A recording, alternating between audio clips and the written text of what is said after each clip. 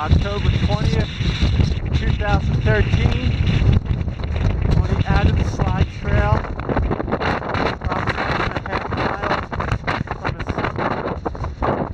sea. Been on the rocks for a while now, and every once in a while you see a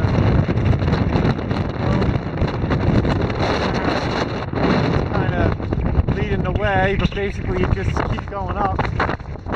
The wind has just been unstoppable.